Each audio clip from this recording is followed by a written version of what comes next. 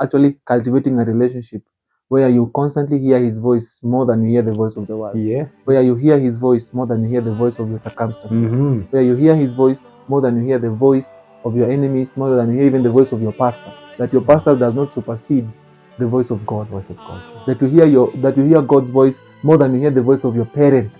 That you hear God's voice more than you hear even the voice of your spouse. That you hear God for yourself. So that's where the song came from. That Lord, silence the noise in my mind. There's been a lot of noise that muzzles, your voice. Help me to know you. Teach me to see you. Help us to understand you. Religion has brought us up in a way that we have to go to some people to get God. But God, remove that. Help us to know you individually. Help us to know you personally. Help us to have an experience with you such that we will not need people. We will not need the approval of other people to even make the slightest decisions of our life, even the heaviest decisions.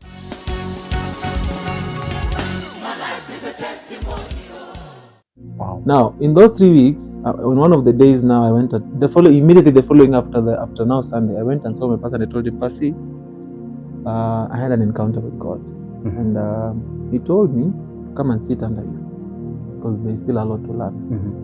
You know what he said? He said, I also had the same conviction. Whoa. That was in January 2022. Yes. So after much prayer, I made up my mind to go back to Nairobi to talk to my bro. So I went to his house. I talked with him. Then Kamambia, God has called me into ministry. And the call is not so clear, but he has called me to go back and sit under my pastor in Eldoret. I know you'd have wanted me to stay in Nairobi, maybe look for another job.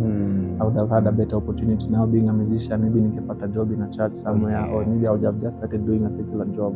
Nairobi is a place of opportunities, but this is the God's instruction for me, and I'm going to honor it and respect it. So they said we would have loved you to stay, but if this is God's decision, this is God's direction, we are praying for you that you go well.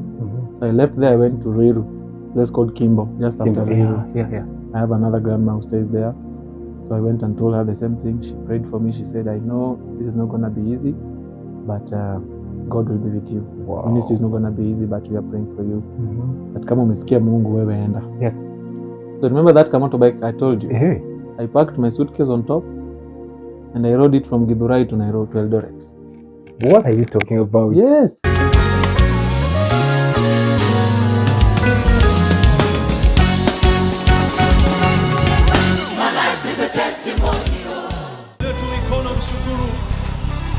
Asante kwa sababu umeinuliwa Yesu. Asante kwa maana uliinuliwa msalabani kwa ajili yangu. Silence the noise in my mind, Lord. And open the eyes of my heart. I want to see you. I want to see you. This is my prayer. Silence the noise in my mind, Lord, and open the eyes of my heart. Teach me to see you. Help me to know you. Hello viewers, my name is Bozvel Favour Maura, and I'm born again. God is my Father, and He loves me. I'm 26 years old, and I'm happy to be here. I love music.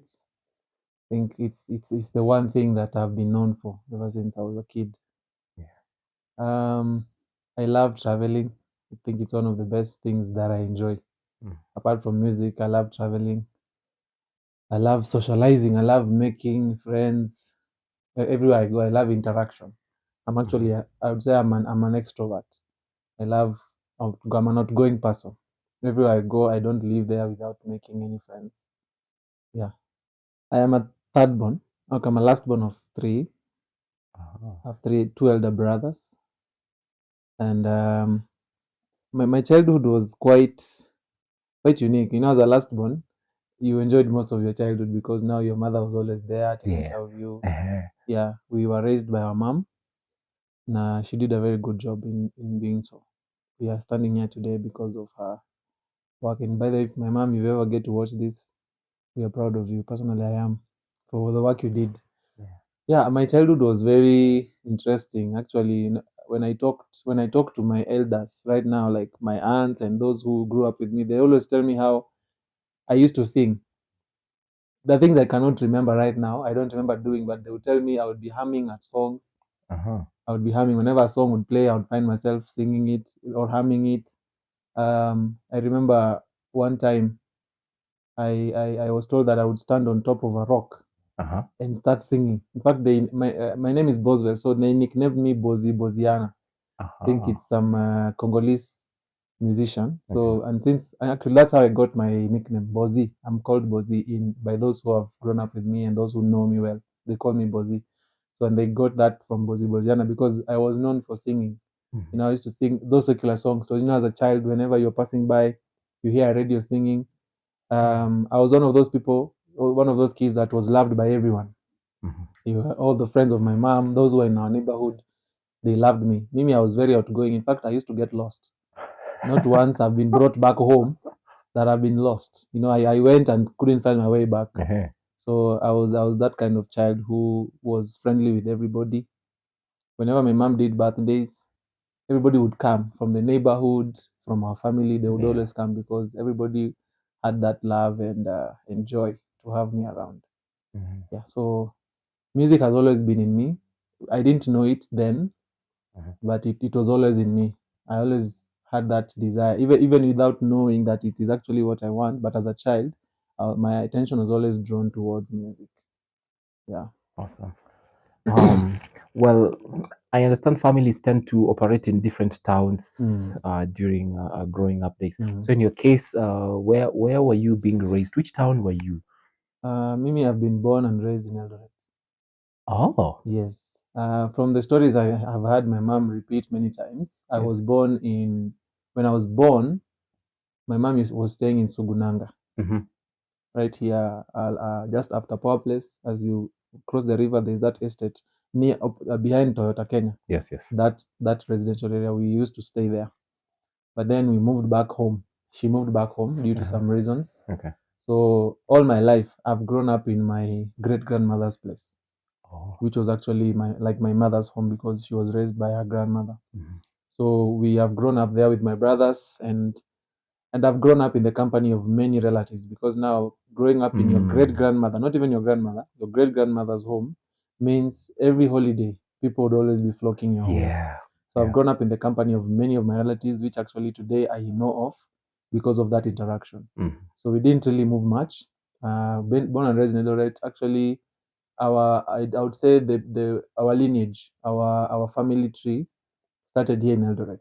Though my great grandmother was brought from Kikuyu in Kiambu, Mhm. but my great grandfather bought land here, and that is where all of us have now stemmed from. So others Yes. have moved out of the city, others are in Nakuru, others are elsewhere.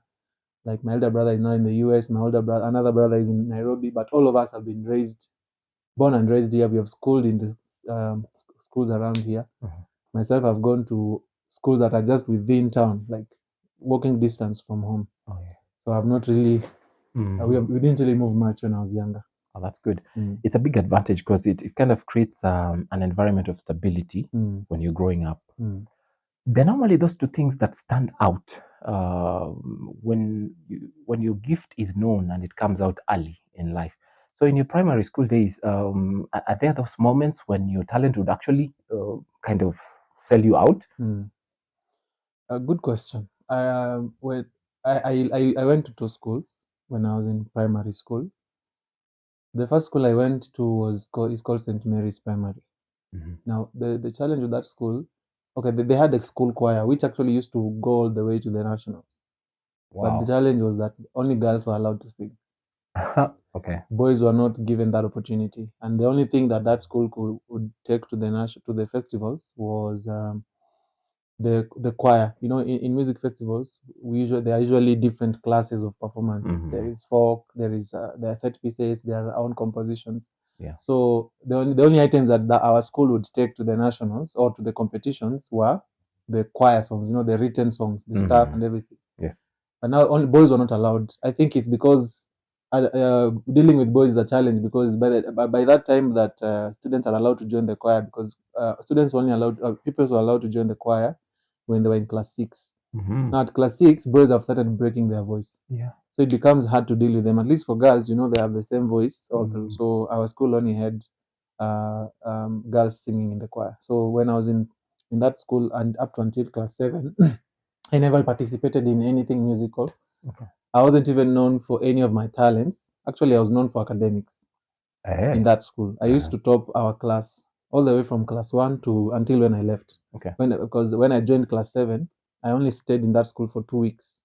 And then I was transferred to another school called Wasingishu Primary. Yes. So I was known for academics in that other school. So no one knew me for my talents. They knew me for academics because I used to top our class in every examination. Oh. So when I joined this other school, I think it is because of the difference in performance. The school where I used to perform best, I went there and I realized, huku mambo ni tofauti. So on the first examination I did, I was, I think, third last with my marks, because now Wasingishu Primary, was it was the nature of the school. Yes. It was it was a little bit nearer to town. It had more students from different neighborhoods now that it is in town. Sure. Yeah. So the competition was a bit stiffer. It was, yes. So it was in that school that now, I think that's when I started, that talent part of me started now to be tapped into. I remember when I remember I'm in my senior years in primary. So I'm in class 7 and 8. In class 7, I remember I joined, during the music festivals, I joined the team. But now in Wasingishu Primary, they were not singing. Like, they were not singing in choir. They were only doing these African songs. So I joined there as a drummer, because in class 6, at the previous year, I had started playing drums in church. I was actually trained when I was still in class 6. That's good. So this new year now, it's like when I'm still learning, I'm still building myself. So I said I'll play drums, like the African drums. So I played, but along the way, since now I've exhausted all my years in primary school, I'm now focusing on doing my exams, finishing and going to a high school. Yes. I didn't exactly explore that area. The only other part that I'm remembered for in primary school is public speaking. I'm actually the one who gave our speech on behalf of all the students during our prayer day when I was doing my KCPE. So I think that when I was in primary, my talent wasn't much used as much as it was when I was in high school. When I was in high school is where things really got extreme. The rubber met the road. I think those were the years of my making. Yeah. Wow, that's good. Wasingishu Primary is located in a place where I think it just draws people from different backgrounds. So that also contributed to making it a more competitive space for you. So now you had to transit to high school. So how was that transition for you? Yeah, it was interesting. Actually, I remember the year was 2013. I did my KCPE in 2012, actually. Yeah. And I remember, since now opposite Wasingishu Primary is Wasingishu High School. Yes. When I was in class 8, I remember there are students who I know who studied there who actually are my friends now. Okay. And I know one who's actually a pastor right now at the time. He's called Pastor Precious Cole. So during their year, I would see students going to the field from the windows of our classes, because we share the same field. Yes. Wasingishu High School doesn't have a field, so we share the same field. They have to exit the school, cross the road, then use the field. So we would see them, in their different colored outfits, representing their houses, going to the field and playing. And I admired it. And in my heart, all I wanted was to be part of that school. I remember when I was still new in the school, that school didn't have a lunch program, so we used to be given money by our parents to go and buy lunch. Since now, like, the school is in town, your home is far, you can't go back home then come back. In the other school, we could go home for lunch then come back because it was nearer. But this one is in town. Only those who live near the school could go home for lunch. So my mom would give me some money for lunch. So we would use a certain route near Kogo Flats. I don't know whether you know that. Yes, Kogo I do. Flats is. Yes, I do. Before they fenced off the area. So we would pass there and we hear how quiet the school is. You'd even think that the school has closed. As in, there was so much discipline in the school. Like, you could tell there was something special about the school. Yes. Actually, if you ask anybody, Wasingishu High School from the year 2014 going back, was a very peculiar school. Not that I'm demeaning it, but I think as time goes by, things change. But it was a very admirable school to be in, and especially for a day school. For a day school, yeah. In a city, not just a day school, but a day school that is within a town. Yes. You know, kids have they interact with people, different people doing everything. So you find the chances of them being corrupted is higher. But the students in Githurai High School have always been peculiar. They have, yeah. So I remember when I did my KCPE, I went to my I have another grandmother in Kiambu, Ruiru. So I went there to stay for the holidays. So I remember 2013 was when we were doing elections for the first time in devolution. So I overstayed there. They tried looking for a school for me, a boarding school. I wanted to go to a boarding school, but it didn't materialize. I actually came back to Eldoret after the elections. That was in March. That is a month after students had already reported. Whoa. Because in our class list, I was actually among the last people to report. Yes. To the class. So I just came. My mother did. I actually had 2 letters. One, there was another high school which was nearer to our home, but I didn't like it. Okay. I liked Wasingishu High School, with the exception of not going to a boarding school. So I chose Wasingishu High School. So we went. My mother, on the day of reporting, is when I bought uniform. Is when my mother bought books and all the stationery. We reported to school at 4 p.m. in the evening. In the evening. Wow. So I remember seeing some of the people we went to school in primary, and I was like, and they were going for games. It was I think on a Monday or Wednesday. I can't remember very well. And it is during those days that they go for games. Yes. So I saw them, everybody wearing the outfits, the same thing I had seen the previous year. Yeah. And I was like, Mom, I don't want to go home. I want to go to the games with these people. And she was like, no, this is a day school. In the next 1 hour, they'll be going home. So wait, when you'll come back the next day. So that's how I transited from primary school to high school. And that was the beginning of who I am today. Awesome. That school really helped me to become who I am. Yeah. High school is normally a place where you get to now discover yourself. So how was your discovery journey? Let me take you back to class 6. Yes. During the holidays, in the August holidays in 2010, I remember 2010, I was in class 6. I went to my uncle's place. Now, back at our school, they had started a tuition program that was to start 2 months into the holiday. 2 weeks into the holiday. Then it would last for the remaining 2 weeks of the holiday until we open school. Yeah. So I made a mistake, or I thought I did, by informing my uncle, by the way, in our school we have what? A tuition. Ile tu kusema. I didn't know he would actually be serious and decide to kind of send me back to Eldoret. So I was sent back from my holiday. From where he was in his home. So I was sent back to Eldoret to come and attend the tuition. So it was during the tuition, there is one gentleman who actually kickstarted this music ministry.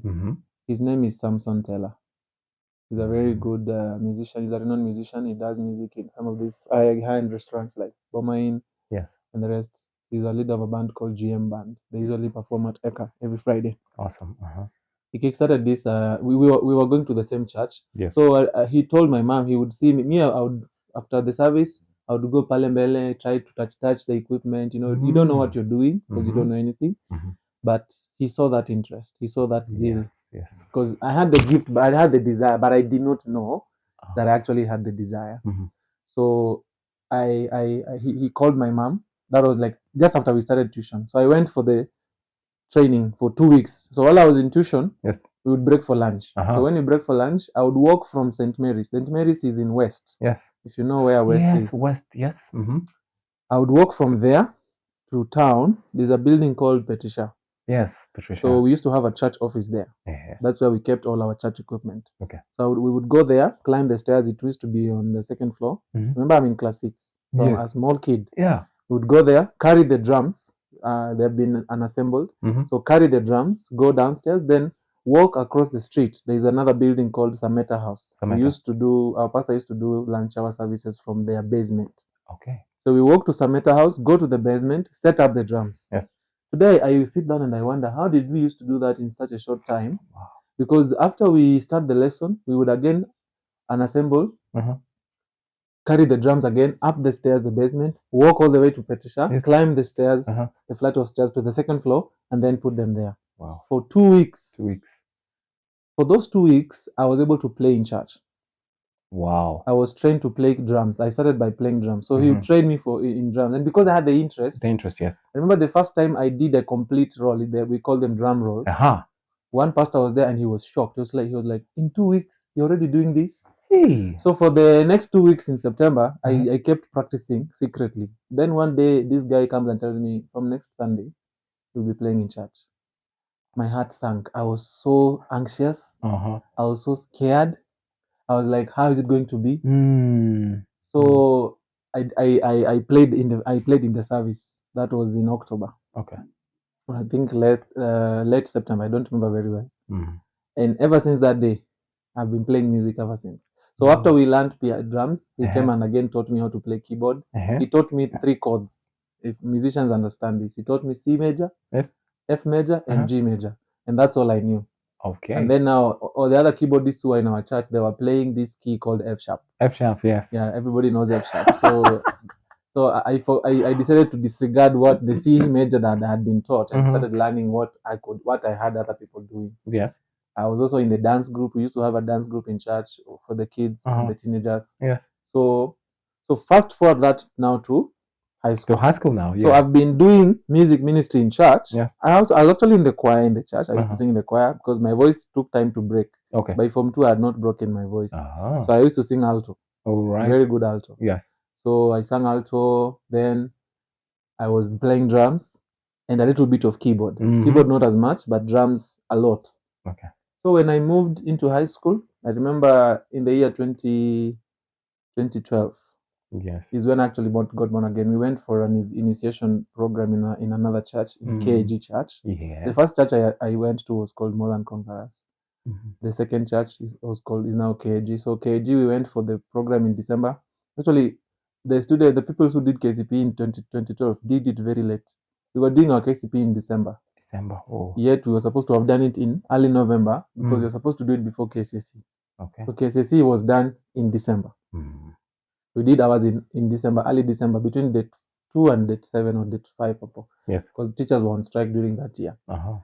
So after that, we went for initiation. And it was during that initiation that, I used to go to church, but I had never believed the Lord. I had never heard the gospel to a point of putting my trust in Jesus. Yes. So that is during that period is when I had the gospel and I was born again. Amen. I received Jesus as my Lord. And having now met, when you become a teenager, your approval it no longer comes from your mother. Sure. Yeah. Your approval goes now to your peers. So I met peers. Yes. I met people that we could interact. And then in that church, they had bought a new set of drums. Wow. So mix that together with the fact that I've met some young people. In our church, we didn't have people who were of my age. The ones who were below me they were like children, and the ones above me, they were teenagers, wale 16, 17, so we could not relate. So during that period, I just decided to move out of that church as a teenager. Actually, I started being independent from a very young age, like independent from my mom as a last born. As a last one, yes. So I started going to that church. Of course, it was a struggle between my mom and I. Of course, yes. Since she was like, "Why are you moving away from this church? We have been training you. We are counting on you, etc." Yeah. But I eventually had to move. So I moved away from More Than Conquerors Church. Then now I went to KG, and that's where I served now from Form 1 until when I finished. Let me just hold you right there. How were you able to convince her? Because I know that was a big one. It was a big task for you. Yeah, what I did, since in the other church, this other guy, Samtela, was also playing drums once in a while. And in this other church, they didn't have a drummer. Okay. And they had taken me through the 3 weeks period of initiation. So all I just did was tell her, this church that we went, they asked me to join them. Okay. Actually, before we went, they had not bought the drums yet. Before we finished the program, they bought the drums within that period because they asked first for our interest. During that initiation program, they asked you, what are your hobbies? Yes. What are your talents? There are footballers there, so they knew that I'm a musician. All right. And coincidentally, I came to find out later, my late dad used to actually pastor there. Say what? My late dad used to pastor there. Yeah. So the pastor was very inquisitive when he first saw me because I'm a spitting image of him. Yes. So he wanted to know much more about him. Uh-huh. So I that's how I joined the church. Okay. So it was quite a hard quite hard thing for my mom. Actually, for the first maybe 2 years, we fought a lot. So I kept going back and forth, going to this church ya zamani, and then because you see also kitu ilikuwa inachangia ni as a teenager you want to be free. Yes, you it's do. like you're leaving the nest now. Yes. Because Mimi and my mom were inseparable from the time I was young. Imagine for now, I believe 12, 13 years. We have been inseparable. We used to go everywhere together. My mom is a hairdresser. So Yes. she would do house calls, or maybe I would go to a place of work during the holidays because now there was no one to take care of me when I was younger. Oh yeah, sure. Especially during the holidays. Yes. So we would go to her workplace. I stay with her the whole day, or go for house calls, and I was kind of security to her because if a guy meets her on the road and she has a kid, of course, hatakuwa na reason ya kufanya anything. So I was like security. So we were everywhere. So I think she felt that detachment. Like now I'm losing my son after all these years. Why is he going to this church? So that's why I believe that's why she was a bit hard. But eventually she warmed up to it. Yes. And even now when I finished and joined my current church, which I've been there for 6 years now, she didn't have a problem. Yeah. So that's how I ended up moving from my childhood church to. Actually, I've had 3 phases. I've had my childhood church, yes, my teenage church, and my adulthood church. Oh, nice. It's like really truncated according to your stages. Yes. So that's how. So now my transition into high school now, having carried that experience of ministry, that little experience of ministry, brought it into my high school. So I remember when I was in high school, when you are in Form 1, people come to your classes asking you, which club did you like to join? Which society? So I remember I joined CU, Christian Union, and I also joined the music club. There was a music club. It's called school choir. School choir. So I joined it when I was in Form 1. And I remember we started rehearsals now in second term. So, but before second term, I had joined the CU. So, in high school, we usually have these rallies. Every term, you have like 1 or 2 rallies. You attend rallies in another school. You go on on a Saturday or on a Sunday. You drive to another school, you meet other students, and then you do it. So it was during that time I was assigned a song. I think 1 or 2 songs. I said I can sing. We did practice. I remember we went to Turbo Girls High School and I sang. And the teachers were shocked. The older students were shocked. They had never seen a Form 1 student with such confidence. But where is it confidence coming from? Already I've been singing in church. Yes.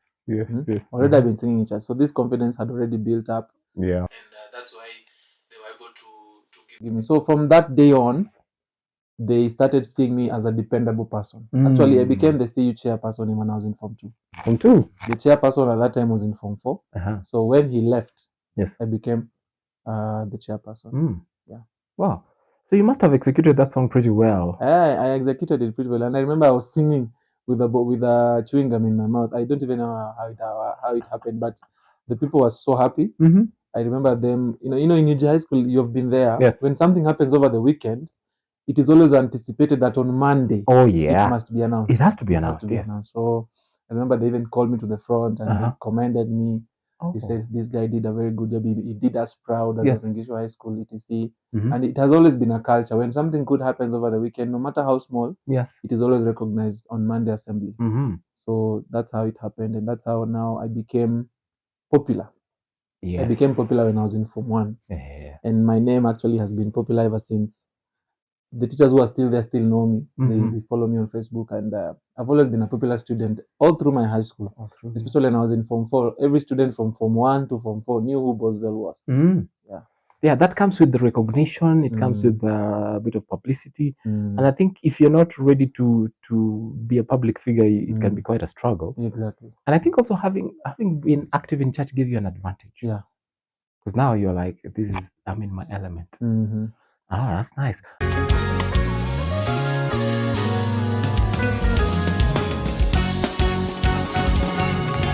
My life is a testimony.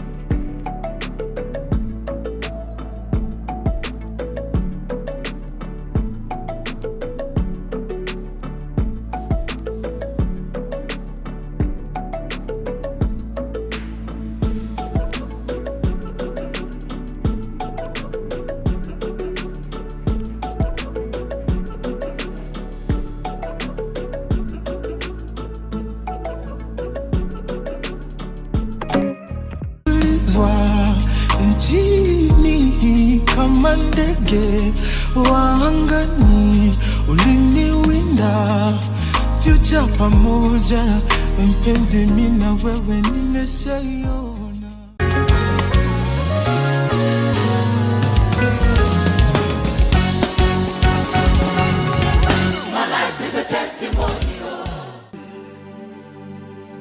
Silence the noise in my mind, Lord, and open the eyes of my heart. I want to see you. I want to see you. This is my prayer.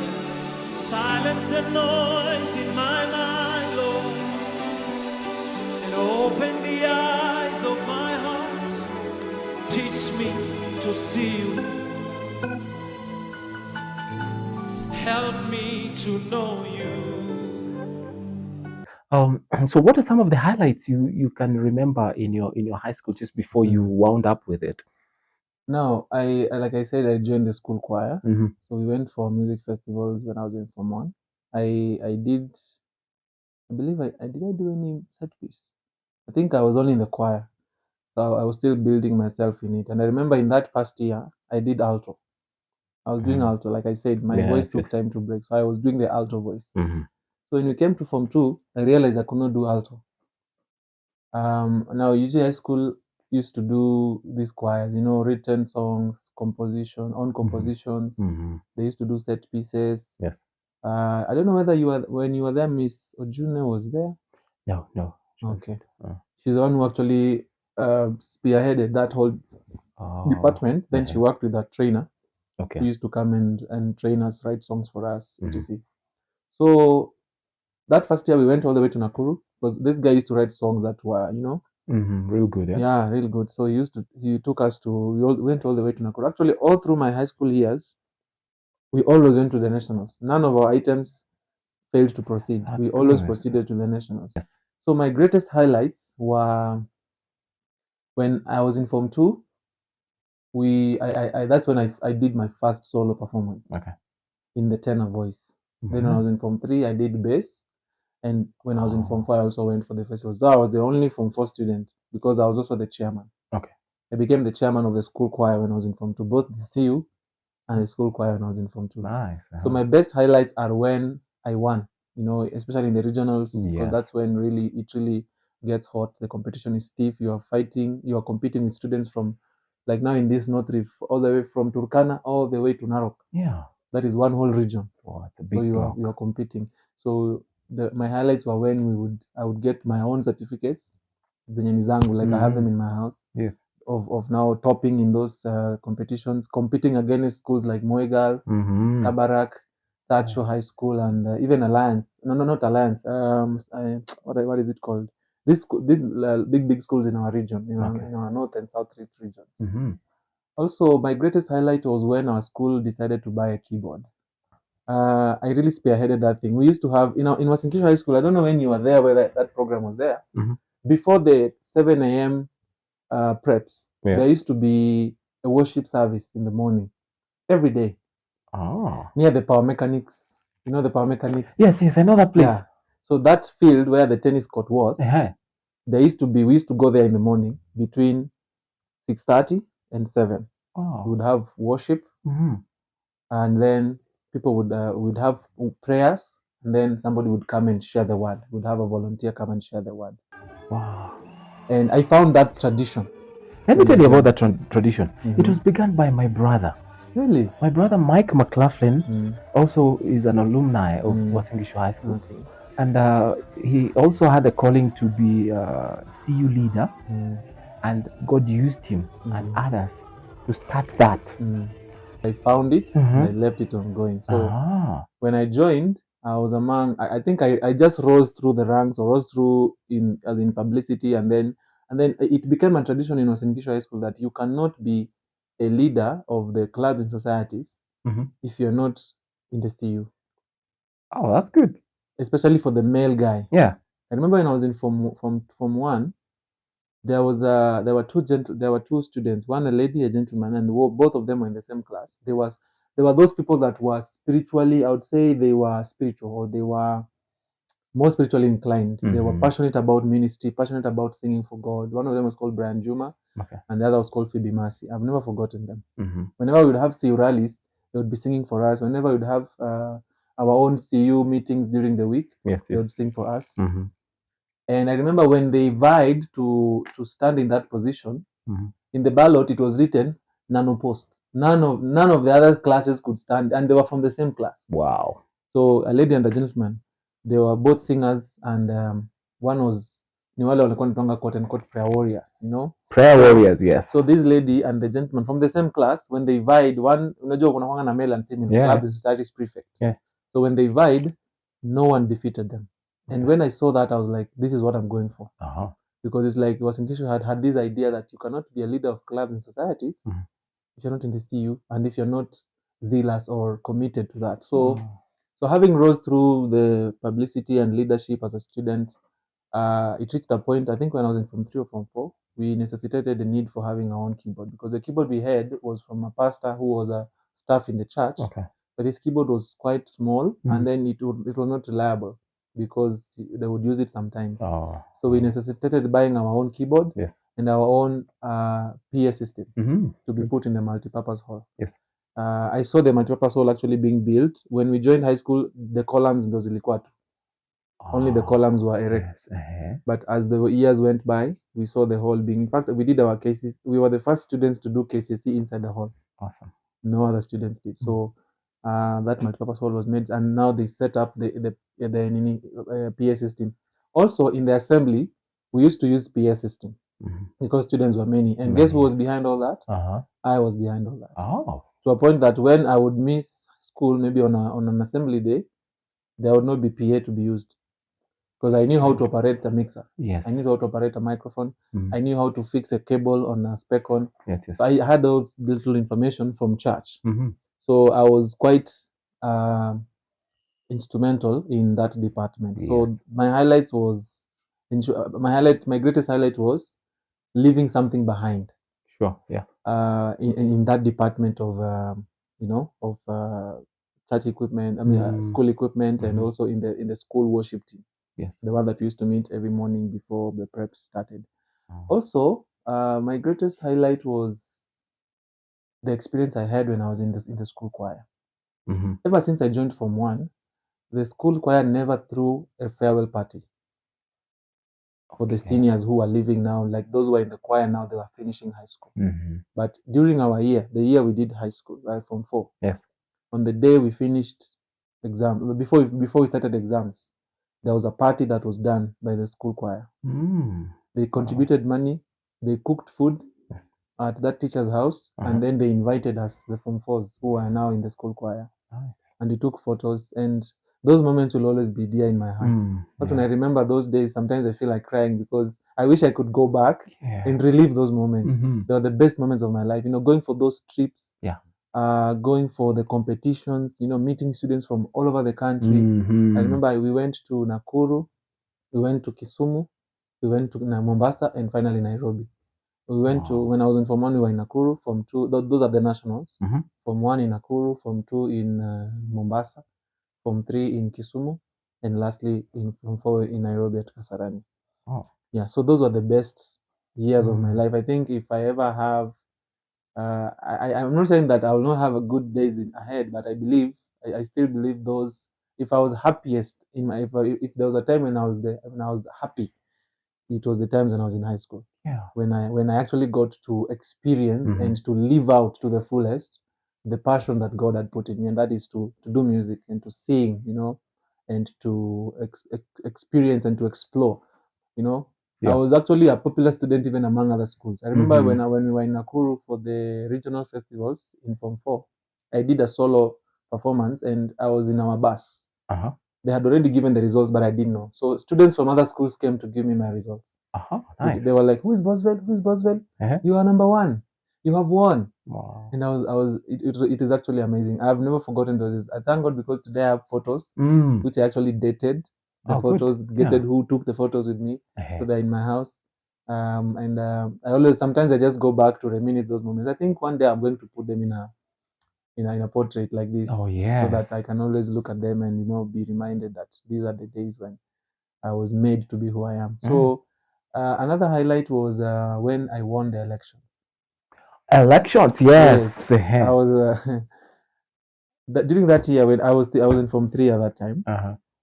So just that year we had started a new club had started in school. It was known as Tax Club, a courtesy of KRA. Tax Club? Yes, That's KRA new. wanted to introduce the culture of paying tax to young people because it realized chasing older people with taxes Yes. is becoming hard. So why not lay the foundation on young people, so that they have that culture of doing so? So they started that tax club, which the initiative was to ensure that kids, by the time they are starting to earn, they have cultivated the culture. So they started by doing competitions, just like music festivals. But now this one is not limited. You can put two different performances in one class. Like now, a school can do a skit, another one can do a dance, and then you weigh. Okay. So we had few schools participate. Ours was one of them, and I was tasked with the responsibility of heading the club. So imagine I am a leader of music club. Yes. I'm a leader of CU, and now I'm a leader of tax club. So what did I do? I just took the songs we were doing, and it's amazing because the songs that we were doing in music club, though I did not know how to read music because I did not do music in high school. Okay. Since the teacher who was to do music transferred, and also my parents didn't want me to do music, I learned music by ear. All right. So I had mastered all the arrangements of voices. You know, we used to do 4 voices: bass, alto, tenor, soprano. Yes. I had mastered all the voices in some of the songs. So when we were asked to come up with a song for Tax Club, what did I do? I just called the school choir. Yes. Then we did the songs. I reminded them because also they had the memory. Yeah. And I also knew the key. So I just practiced with the key, and then we went for the festivals. It was at Eldoret Poly. Yes. Those are like the regional festivals. So we were us and Moe Girls and which other school? I think it was us and Moe Girls. I don't remember the schools. I remember we won two trophies. We also had a lady doing public speaking. Wow, that's good. So we won. Then the nationals, tukaenda tulishinda hapo, ikakuwa the next stage sasa ni nationals. So in the nationals we went us, Moe Girls, Chebisas Boys High School, and Kapsabet Boys High School. Oh. So we were like 3 schools. Strong teams, yes. Oh. So I remember we went with 2 buses. One bus ya Moe Girls, the other one ya Chebisas. So just few students, not the whole school. Oh yeah. Few students from Chebisas. So all the boys were put in one bus, and all the girls were put in the other bus. So we traveled to Nairobi. The event was at Times Towers. I remember my mom actually has been very supportive because she gave me her phone. Oh, for like good. was it 3 or 4 days we were there. She didn't have a phone. She gave me her phone so that I could take photos. That's sweet of and have memories of the same. Even that day when we were doing the party. Yeah. For the Form 4 leavers. For the leavers, yes. The following year, she gave me her phone to take photos with the same. So I took the photos. I still have them in my Google Photos. Sometimes on my Facebook, I go and look at them. Yes. And I was like, I live those moments. So the greatest highlight was also when that happened, because it shaped me and it helped me to become a better leader. And I remember I missed out on a student leaders trip. Oh. Now that was the following year. So during that period, the story was about the election. So during that period, it was when campaigns were hot. Yeah, because you have to like really lobby to get that. You have to be there to ask for votes. So 3 or 4 of us who were in the tax club was the leaders, were aspirants. Okay. We had a lady vying for deputy president. We had a guy vying for president. Yes. We had a guy vying for entertainment, a guy vying for library, and me. So we were like 5 of us, but from different classes. Okay. Of the 5 of us, 3 of us got the was it 3 or 4? 3 of us won the elections. Only 2 did not get. And it's funny because others went into publicity. You know, it was in Githurai High School. Since it's a day school, students had access to information. So others, because of the money they had from the parents, they went and published, designed very good photos, even posted on Facebook. Yes. They went to classes, they did everything. For me and my guys, especially me, the photo I had taken with the t-shirt, the KRA t-shirt that we were given. Yeah. I just went, took a photo, then printed it. And I remember, since I was not so liked in high school, I was popular, but with the same amount of popularity also came with negativity. So I had students who also didn't like me because I was straightforward. Okay. I didn't like. I want to say I wasn't one of those rude students. I've never been sent on a suspension. I've never been told that nimetumwa nyumbani because of a discipline issue. The only time I was sent home was because of school fees. That was the only time. So I was a good student. In fact, I had a very good relationship with our deputy principal in charge of discipline. All right. He was actually my business studies teacher, so we had a very good relationship. So I remember my photo it was vandalized. The photo I had put there was vandalized. Oh. You know, people even went and posted me on Facebook at that time. So like, so who is Bozvel telling us to move by running, you know? So I posted. So another guy, we were like rivals, decided to vie, not because he wanted the post, but he wanted to divide the votes. So he was more popular in the sense that he was more bad behavior. You know, as a teenager, kids are likely to incline to a person who behaves weirdly. Yes, there's that. So on the day of announcing the winners, I remember I was just crossing my fingers because it looked as though I was going to win. And in those days, in our year, they did not do the elections electronically. They were literally counting the votes. Oh. So I remember I defeated him by around 15 votes. That was close. Very close. It was a close win. So that's how I won. I became the prefect in charge of clubs and societies. There's a guy who was called William Deng, a Sudanese guy. He became the president. Then this lady who we had gone to the tax club convention, she became the deputy president, or rather the female president. The other guy who wanted to be the library prefect became the library prefect. So only this other guy who was in our class, was actually our prefect in class, did not become the president of the school, and the other guy who wanted to be an entertainment prefect. So the three of us won the elections in that sense. And it was during our leadership that I can say we did a lot. We curbed drug and substance abuse. Awesome. We dealt with the poor condition of the boys' toilet. Our toilet was bad, and we pushed the principal to fix for us the toilet. He built a new unit, expanded the one we had, built new urinals, ensured there was water in there, and at least we left something behind. Today, if I go back there, I can say this was because of our leadership. I think, and also it's because when we joined high school, with the leaders that were there, they were so good. Yani, you would not find a teacher interacting with the students on matters discipline. The student leadership was so established. I remember there was one guy, he's called Moses Koske. I've never forgotten him. He used to stand like this on a corridor, and without saying a word, students just start running. So the teachers had a very easy time dealing with students. So their work was mainly to teach. It was the students who were dealing with discipline. So it was a very, very good. So it became our learning experience. So when we joined Form 3, now at the end of our Form 3 year, that is when elections are done, we said we would want our leadership to be like that or even better. So that's how our leadership was. We had a very robust leadership. We used to do regular meetings. And it really improved our discipline in the school all over. It was so good. So those are the best highlights of my high school. And also the fact that in almost every other CU meeting, since I was joined Form 1, I used to be called to the front to sing. Actually, during our prayer day, when others were presenting other things, we presented a song, and I played acoustic guitar. Oh, beautiful.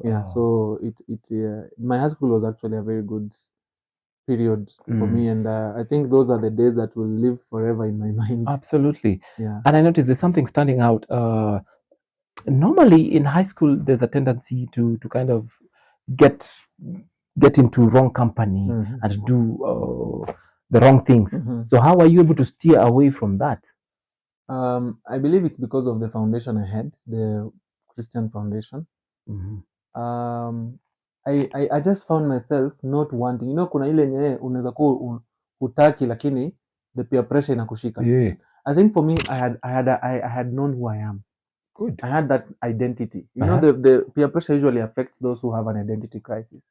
So I had known who I am, and I had known the word of God, and I had known this is not right. So of course, the other things that I would say I was doing, like maybe I would get late for school.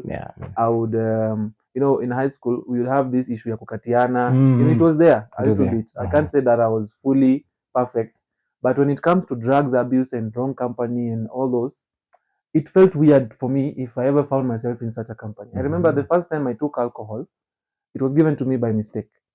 Somebody mixed it with juice. And so it was after I drank, I was like, hey, kwani minute maid na test aje? And they're like, tumekuwekea kitu hapo. And that was the first and the last time I ever tested that thing. And I never liked it. So I think for me, it is God's grace that kept me. It is His word. The fact that I was saved and His Spirit was within me, He always guided me on where to go and where not to go. Because some things, even though I did them, in my heart I knew this is not right. This is not who I was saved to become. So it means knowing yourself is very important. Actually, right now as you're talking, the most important thing that the Bible teaches is knowing your identity in Christ. Because you can be born again, but if you do not know who you are, you will behave in the manner you behaved before salvation. That's why you find Christians that can still lie, Christians that can still kill other people, Christians that still extort others in business. It's not because they are not saved, but they are saved, but they have not chosen to yield themselves to the Holy Spirit. So they walk in the flesh and not in the Spirit. Sure. That's amazing. And I notice as you move on, high school is done, beautiful experiences and encounters. Now, the world here is waiting for you. In most cases, perhaps you'd be aligning yourself to a course, maybe a profession you want to get into. So how did you manage that time? Now, I remember when I told you I started playing music in church in Class 6. So by the time I was in Form 1, I knew what I wanted. Good. I knew that I wanted to do music. I knew music is what I was called to do. And as I've grown in life, I've discovered a job is what you are paid to do, but your work is what you were born to do. That's the difference between somebody who works for money and those who money works for them, or those who do it out of passion. That's why you'd wonder, teachers have gone on strike, but there are still other teachers in school. They're still because they're like, my heart is for these children. I went to campus for the sheer goal of ensuring that these kids get education. So the government cannot be the hindrance why I cannot go to class and teach students, and yet they are not to blame. So at Form 1, I knew what I wanted. So when I was selecting subjects, I picked music as my optional subject. But now, since you're young, you know, your parents and your siblings are like, we bado ni mdogo, you don't know what you want. So they're like, no, you can't do music. So I did business studies instead. But all through high school, remember, I'm in the school choir. In fact, in high school, I was known not even for academics. I was not among the top students in class. I was not among the top students in the overall stream. But people knew me from music. That's what they knew me for. They knew me for things to do with keyboards, machines, or mixers and sound equipment. So that is where my influence was, and my publicity came from. So when now we were selecting courses to do in campus just before the examinations, you know, there's usually our first selection before the placement happens. So I chose Bachelor of Music because I knew music has a professional course that you can actually learn maybe to teach in school, and also because of the shortage of music teachers in this country. The teacher who was teaching music in our school left when I was in Form 2 to become a principal, and ever since then, Githurai High School has never had a music class.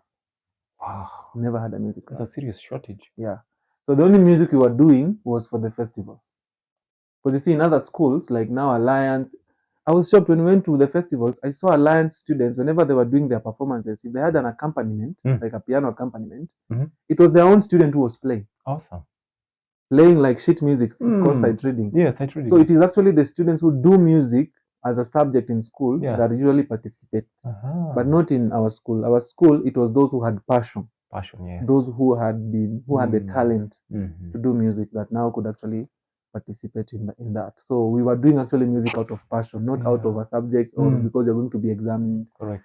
So I chose music as my first choice. I don't even remember what I chose next. I think accounting, because I remember accounting was in our business studies. You know, you're trying to, you're trying to find your niche. So after the results came, I did not qualify to go to university. It's called a C plane. So it was C plus and above. So during that whole period of trying to see where you can fit in, which course you can do. I tried moving around, looking for a school to join. I remember I went to RVTT. I went with my brother. Mhm. Went to Poly, getting their brochures and their fee structures for accounting. Accounting, oh, right. But now, later in the year, just within the first few months of 2017, because I finished in 2016, I felt within my. I joined the band. Actually, I joined the band. Like I finished my exams today. Yes. And tomorrow, I was with a band that was going to minister at Spiritual Life Center. The band was called Vow the Band. I don't know whether you know Yes, a guy. I've heard of Vow the Band. There's a guy called David Kamimo. Yeah. Kamistari. Yes, Kamistari. He was also in Githurai school. Yes. So a friend of mine was actually playing in the band. Told me, by the way, took on an event. Though now at that time he was in Form 3, so he had finished. He had closed school a month earlier, so they were going to sing in Acacia. So they invited me to go. They didn't have a drummer. I was also a singer and a drummer in that team. So I went there and I joined. Yes. So during that period, that was still in 2016. Yes. Because my birthday was at the end of the month, and I remember they came for my birthday, my 18th birthday. So during that whole period is when it clicked in my mind. This is what I want. Yes. Like I don't want anything else. Yes. All I want. I've never been like ever since high school. You know, high school sasa unajua uko busy na shule. The only music you're playing is in church. So this is the first time I'm playing music with a team of people that I've never met, and I feel so at home. Beautiful. I feel so fulfilled. You know, I feel like this is where I belong. Yeah. So even though we went for those, in my mind I was like, I'm not going for accounting. So I gathered enough strength and I told my mom, you know what? I'm not doing any other thing. I'm doing music. I don't want to waste school fees. It's not like we are rich. I don't want you to go and spend money in school only for me to come and tell you, here are your papers. I want to do something that will be fulfilling to me. Yes. And eventually you will see the fruits of it because I will have done it from my heart. From my heart, yeah. That's where problem started. Whoa. I know that would not have been easy. Yeah. My elder brother is an engineer by profession. So, and from the way I had grown through high school, my mother always wanted for me to do a professional course, because from the experience and the knowledge she had about other musicians, is that music is just for part-time. Music is a part-time thing. You cannot be a full-time musician. Like music is something you do when you have finished your work. Like, and in her mind, she was like, music is that performance, you know, standing in front of people and performing. She didn't see music as something you can go and teach people. Yeah. That you can sit people in a class and teach them. For me, that's what I wanted, because I knew I had the skill, but I needed the professional, the theoretical knowledge. So we didn't really agree, and it was a struggle for the first maybe 2 years after high school. Wow. It wasn't a peaceful time. I can imagine. You know, you can imagine the mental torture, always being reminded how you refuse to go to school. And then now 2 years later, a friend of mine who actually was a comedian, literally this guy was a comedian, and we realized he's a comedian when we were in Form 3. This guy would make us laugh in class like nothing else. I remember when we took him to the drama festivals, he was number 1. Wow, he was good. He was so good. He was number 1. So for him, he went to do, I don't know which course he went to do. So his mother was the class representative of our class. Okay. So after 2 years, the mother comes to our home, because my mother is a hairdresser, so she used to fix her hair. So she comes to our home and tells us that this guy has dropped out of school after 2 years and he no longer wants to continue. After 2 years? After 2 years. School fees paid, he's been attending? Yes. He doesn't want to study anymore. So then I told my mom, you see, this guy has wasted money. Imagine ingekuwa mimi nimeenda shule nimekaa 2 years. Then something like this happens. You would never forgive me. So I told her it would be better if I did something that I loved than go to school and waste money. So what did she say? It's not gonna happen. So I think ever since that day to today, my mom still has that wound that I refuse to go to school. And even to date, she has never seen it as a profitable thing to do. So that is all I wanted to do. So I started my journey of building myself in the knowledge of the music, whatever. And I thank God, because God now connected me with people that had what I needed. So all the knowledge I have today, I remember when we were in a flow early this year, we were just talking and sharing testimonies, and I told the guys that I've never stepped foot in a classroom to learn music. And one guy shouted, "What? Are you Yeah, serious? it's hard to actually to piece that. Yeah. So because whatever I do is within the class of those who may have stepped in a class. Mm-hmm.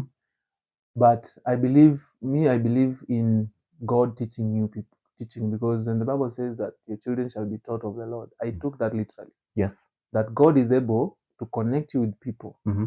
that have what you need. That sometimes you don't need the standard of the world Correct. to be accredited and become someone. Mm-hmm. If you have passion and you know it is, and you have made up your mind this is what you want, God is able to connect you with people that have what you need. Yes. At no cost. At no cost. There's a guy anaitwa Branji. Uh-huh. I knew him when I was in my previous relationship. He was a student with my ex. Okay. So they were doing hospitality here in my university. Okay. As we're speaking right now, that guy has never stepped foot in a restaurant or in a hotel to work. Mm-hmm. He works at NTV right now. He had passion for journalism. Mm-hmm. Right now, as you're talking, he's studying at the CNN Academy as the only Kenyan, I think the only African in that academy. Something that was born out of passion. He never stepped foot in a journalism class. All he had was zeal and the natural talent. Yes. To stand before a camera and to give news. So he started at KTN. Now he's in NTV. Wow. I don't know whether in your high school days you used to have these guys come in the assembly and then give the bulletin. Actually, nowadays it wasn't there. What was happening in our days? We used to have a journalism club. Yes. Mm-hmm. Now, what we would do, personally, I was very good with drawing cartoons. Mm-hmm. And I would look at newspapers and I see kulikuwa na collection ya cartoons yenye nika ina summarize the week. So I really learned how that is done, and then I would do it for the school. So we had a notice board that has a glass and a lock. So every week I would publish happenings of the school through drawing. Yeah. And that to me was the highlight, and it was really working in our days. Yeah, so that's what we had. So for us, we had these guys who are talented, like in giving news. Some were even mocking some of these. Yeah. Like there's a guy who was called Muhammad Ali. Literally, his name was Muhammad Ali, and he used to imitate the one Muhammad Ali wa Jicho Pevu. Oh. Only that his voice was deeper. We had another lady called Hibak Said. If she ever gets to watch this video, she must know that I'm very proud of her. She was ahead of me by one class. Right now, as you're talking, she works at KBC. Oh. She loved journalism. Actually, I think one of the robust clubs in our school was journalism club. They used to go for trips almost every month in different schools. It was the most robust club, I think, after music. After music. Or maybe, I think they used to compete. Yes. But journalism club was the most, because we had guys come and prepare bulletins, read us news and tell us the happenings of the week or what had happened in the previous week, give us like a literal TV program. Kabisa. And these guys were talented. So I'm imagining where these guys are today. There's actually a guy I know, he's actually a news reporter. He's a reporter. Okay. Hibak Said is a reporter stroke anchor. This guy is also a reporter. He now works, I think, at NTV. He's called Caleb Kipto or something. And he was also in Uasin Gishu High School. So these are people that inspired me to be like, if these guys can be this out of talent, out of sheer, interest in something, then I could become something. So I remember when I joined this band, I had just started playing acoustic. Yes. I started playing acoustic slowly by slowly. So I even joined the band as an acoustic player. I tried interacting with people. There was a time Safaricom brought an event called, is it Grit? Yeah. I heard of Grit, yes. Yeah, they had just introduced the Blaze tariff. I remember going for a competition here at my university. They have a restaurant, something, I think a cafeteria, just along this road that goes to the mortuary. Oh, yes, I know the place. Yes, there's a cafeteria there. They have a guest house there. So we did our event there. I participated, and all through the years, I just grew. So the one place that gave me the best platform to grow was Afleo. Yeah. I joined Afleo now in December of 2017. We did the event in December. And when I joined Afleo, that is when now I really broke loose. Because now nilikuwa naendanga church ya kijijini, because KG is kind of in a residential area. Okay.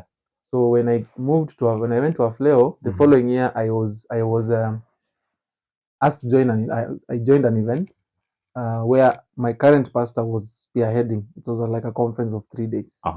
Yes. So ever since that day, my eyes were open. Now I started interacting with people from the city, getting challenged by other musicians. And throughout the years, it has been a journey of growth, Yes. a journey of exposure, a journey of learning more than I thought I could. Yeah. I remember I played the same, in matters playing music, I played the same chords for 8 years. 8 years. One key for 8 years. Wow. From 2011 to 2018. A long time. So it was in 2019 that now, after I had gotten this idea of challenging myself to become better, that's when I actually changed. Now I grew from now playing one chord, and I decided that as a keyboard player, yes, I am going now to be better. I'm going now to expand my knowledge. So that's I started now learning every key. Kuna kitu tunataka kutranspose. I decided I will not transpose from that day on. And ever since 2019, I've never transposed. All I've just been doing is growing myself in that, and now interacting with people that know what better than I do. I actually ask a lot of questions. Ask anyone that has been with me that knows better than me. I ask lots of questions because that's how I learn. Yes. So along the way, I've met music directors, I've met musicians who are better than me, who have given me what I need, who have put me in places that I never thought I could be, who have given me platforms that I never thought I could have, all for the sake of growing and for God's glory. Silence the noise in my mind, Lord, and open the eyes of my heart. I want to see you. I want to see you. This is my prayer. Silence the noise in my mind, Lord, and open the eyes of my heart. Teach me to see you. Help me to know you.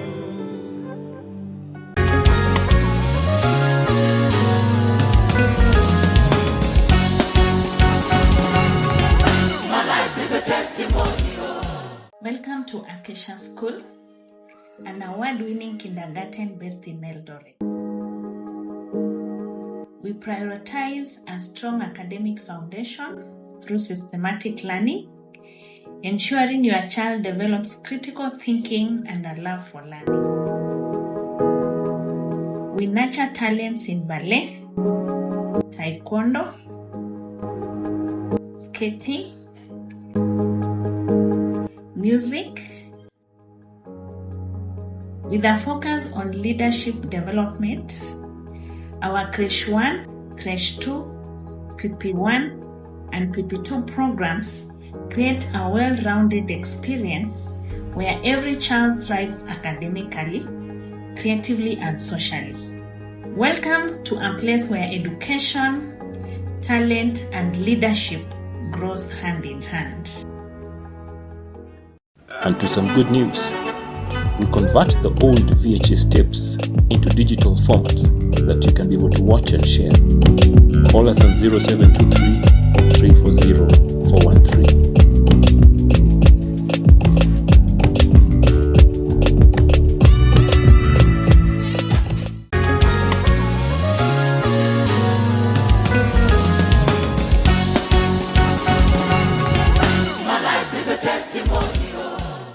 So in 2021, in 2020 I got a job at Nepnap, diapers. I used to sell diapers. People even knew me for that. In fact, present day I still receive some phone calls from those who want to buy. So in 2020, I got my contract ended at Nepnap in January. So I was hopping in between labor works. I remember I got a motorbike from someone. I bought it. I bought my own stock. I started selling, but along the way I felt like this is not what I want. So I stopped doing it. Then another guy came and connected me to Amuindi, who had a business of selling lights. These are decorative lighting, chandeliers, and wall lights. So I got employed there in June of 2021. So I worked all the way to December. So in October, he calls me and says he wants me to relocate to Nairobi. So I relocated to Nairobi. But upon reaching there, things became tough because he was still paying me the same amount he was paying me here. And he wanted me to live in some place, Kibera. And I was new in Nairobi. I didn't apply to go there. So it became hard for me. So I moved to my brother's house. Then in early December, I told him, I think it's time you added me some money to my salary, at least so that I can move to my own house and cater for my own bills. Yeah. He said, you're not in a position to make any demands. Okay, I said, okay. Oh. I quit the job with no plan. Huku nimeshahamisha vitu zimeenda kwa best yangu. I had a friend who just lived just near the center here. I had put my things there and some of them were in my mother's house. Yes. So the whole of December I stayed with my bro. There is no time in my life when I was depressed like that time. It was hard. It was hard. I didn't have a phone. My phone had been stolen when I had come to Eldoret, one of the visits. Yes. So I was using a kabambe. The only way I could be in touch with the world was through my brother's laptop. Whoa. He had everything. He had Wi-Fi, he had food. But there are times when none of those things matter. Yeah. Yeah. Until you found your purpose. Mm-hmm. So I didn't lack anything. If I needed fare, he was there. I had my motorbike. So if I needed fuel, he would help me with fuel. Yes. Food was in plenty. So if I was to settle for that, I would have lived a good life. But he was married with one child, and I felt like I didn't have that liberty to be the man that I was meant to be, because I'd already tested being alone for a whole year. Yes. That was now in 2020 all the way to halfway through 2021. Okay. So during one of those hard days, I took my bike and went on a solo ride. And I remember praying to God and asking him, Father, you brought me to Nairobi. I prayed to you to get a job. Yes. I got this job. I came to Nairobi. So what is the plan? And he told me specifically, go back to Eldoret and sit under your pastor. When you said go back to Eldoret, that statement came to me. He told me, go back to Eldoret and sit under your pastor. So we are still in the month of December. So during Christmas, we were invited for Christmas in Nakuru, where I was the other day. So my church invited us for Christmas. We went there. We ate. So we stayed the whole week. Between Christmas and New Year's is 1 week. Yeah, it's a week. So on 31st of December, my pastor calls me. We have not talked in almost 2 months. So my pastor calls me and says, hey, Waje, we are having Kesha today. Can you join us? I said, hata niko hapa Nakuru. If you can just send me the fare, please send me. So he sends me 500 shillings. Yes. I go and take a matatu, and then I come to Eldoret. Yes. On the very same day. On the same So day. I arrived at around 7 p.m. I attended the Kesha. We crossed over the year. Then I remember it was on a Friday. Yes. And Saturday we went to a housewarming in the morning. Okay. And then on Sunday, I went to church. Yes. So remember, I was still staying with my bro, so I've not moved out of his house. My clothes are still there. Yeah. So I just traveled with a small bag. Yes. So I stayed in Eldoret for 3 weeks in that January. And in those 3 weeks, I had made enough money to travel back to Nairobi and to come back. Say what? Yeah. I was just doing music, training people within those 3 weeks. God just worked his ways. Wow. Now, in those 3 weeks, on one of the days now, I went immediately the following after now Sunday, I went and saw my pastor and I told him, Pasi, I had an encounter with God. And he told me to come and sit under you because there's still a lot to learn. You know what he said? He said, I also had the same conviction. Whoa. That was in January 2022. Yes. So after much prayer, I made up my mind to go back to Nairobi to talk to my bro. So I went to his house. I talked with him. Then Kamambia, God has called me into ministry. And the call is not so clear, but he has called me to go back and sit under my pastor in Eldoret. I know you'd have wanted me to stay in Nairobi, maybe look for another job. I would have had a better opportunity now being a musician. Maybe ningepata a job in a church somewhere, or maybe I would have just started doing a secular job. Nairobi is a place of opportunities, but this is the God's instruction for me, and I'm going to honor it and respect it. So they said we would have loved you to stay, but if this is God's decision, this is God's direction, we are praying for you that you go well. So I left there. I went to Ruiru, a place called Kimbo, just after Ruiru. Yeah. I have another grandma who stays there. So I went and told her the same thing. She prayed for me. She said, I know this is not going to be easy, but God will be with you. Wow. Ministry is not going to be easy, but we are praying for you. That kama umesikia Mungu wewe enda. Yes. So remember that motorbike I told you? Hey. I packed my suitcase on top and I rode it from Githurai to Eldoret. What are you talking about? Yes, I rode from Nairobi to here. Yeah. Took 2 days. So the day I went, I slept in Nakuru again to where my church is. I have 2 grandmothers, so I went there. I told her the same thing. For the 2 grandmothers, they are more spiritually inclined. Because even whenever I would close school and go to her place, I would go to their church. I was actually serving in their church. They knew me. as a guy who was to serve there. In fact, when I was staying there in Nairobi, in Githurai, I used to go to their church for the 2 months that I was in Nairobi. Nice. So I told my church about it, and she was like, yeah, ministry. She said the same thing. We are praying for you. Ministry is not going to be easy. If God has called you to be a pastor or to be a teacher of the word or to just do the ministry, it's not going to be easy, but we'll pray for you. Remember, I'm coming back to Eldoret, no job, no house to stay, nothing. I'm literally starting from zero. Wow. So I came back to Eldoret. I remember that was early February. I arrived here. Then I went to my mother's house. So I stayed with her from February to September. What was it like now coming back to Mama's house? It was actually, we had made up after the first altercation good. in 2020. We had made up. Good. We had good, because even by the time I was moving out of Eldoret, he knew about it, because that guy gave me 2 days notice. He called me like, today, I want you to Nairobi tomorrow. I told him it's not possible. I serve in church. I have people that I am committed to. There is an event we are planning. I have to know how to delegate my duties before I leave. So he gave me 2 days to plan. So in those 2 days, I went and saw the people that I needed to see, including my mom. So we were in good terms by the time I was leaving. So the challenge now was, when I came back, having experienced living by yourself, now you're back in your mother's house. You know, that that also contributed to the negative information. And along the way, fights again started. Even when I was moving again, we didn't move on good terms. But before I left, because we had an argument, I apologized. I said, Mom, I'm really sorry for how I spoke to you.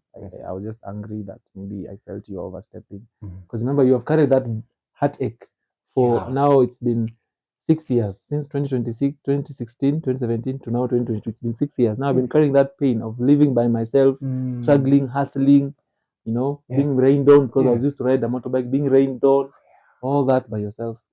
So in August, in September, no, in August, I planned now to move. I had saved some money. Kasema, now I want to move to my mother's house to stay by myself. I thank God for the woman that I am dating. We were still dating at the time, because she really pushed me to being independent. Sometimes you need that little push. You do, yes. Our mothers are good, but sometimes their love and care can become the hindrance to your growth. Because mothers are natural. Fathers, ukifika 18, 17, nyede uende shule ama uende ukatafute kazi. Like they don't like you to be just there. They're like, hatuwezi kuwa na mwili kwa hiyo nyumba bado tunakaa chini tunawatch TV. One of us has to go and work. And definitely not me. So mothers are good, but sometimes they can be overprotective to a point where they deny you the opportunity to become who you are. They deny the opportunity to leave the nest. I remember the other day, our pastor's wife wrote something on Facebook that now her daughter went to the UK early this year. And the son, who is actually a student at my university, recently moved out of their home to go and live in the rentals areas. So I'm back in a last born. Na last born pia alikuwa ameenda trips juu hapo. Sasa ananiambia, kumbe you never told us that it feels like this when the children leave the nest. Because now you're like, how will they survive without me? I've been with them for 18 years. How will they live without me? So that's what my mother was feeling. Like she was even like, utatoka hapo ende kulipa nyumba 5,000. Utatoka hapo ende kukaa huko. Nikamwambia, I have to do that. I'm a man. I have to start knowing how to take care of myself before I even bring someone into my house to start a family. So in September 18th, 2022, I've already planned myself. I've paid for the house. Now it's just moving. It was on a Sunday. Now that Sunday, we were going to visit a lady in her place. She had lost her dad, so we didn't manage to go for the funeral because it was far. Uko Ukambani, Makueni. So we didn't manage to go. So what did we do? We decided when she returns, we shall visit her. So that very Sunday, when the pastor has finished preaching, now he's giving the updates. He asked me to stand up together with another gentleman. And that is the day I was appointed as a pastor. That is how it happened. So God told me 1 year ago, earlier in the year, the previous year, to come back to Eldoret and sit under him. So over that period of 1 year, I literally sat at hand, and I know I had been with him for like 4 years. 2018 to 2022, that's 4 years. Then after COVID, now nimeachana na yeye because now I was serving in church, working in church as a staff. So nimetoka kwa church because now church zimefungwa. I've gone to look for another job. So nimefanya hiyo kazi. Then now 2022 imekuja. Yes. So a month earlier, we had invited a guy called Ken Lane. He's from Australia. We had invited him into Kenya to do a conference and to start a Bible school. This Bible school I'm talking about. And I was among those who started who were in the first class. I still am in the class. We have not finished. The remaining with around maybe one book to finish. So I had been in the class for 1 month. So it was in September, after 4 years of being with Pastor Karanja, that he decides to appoint me. In fact, he told the members, I present to you your pastors. Now, apart from him and his wife, there were no other pastors. Yes. So now he's introducing us officially as his assistants. Yeah, because even for the time I've known him, he's been the one managing all that. Yes, actually, he always says that everywhere I go, that he has never been proud as he is today, because now he has leaders, he has elders in the church, he has people that can run the ministry in his absence. Yes. So that is how Bozvel became a pastor in 2022 at the age of 23. Wow, it's amazing. And I've been doing ministry with him ever since then until today. Yeah.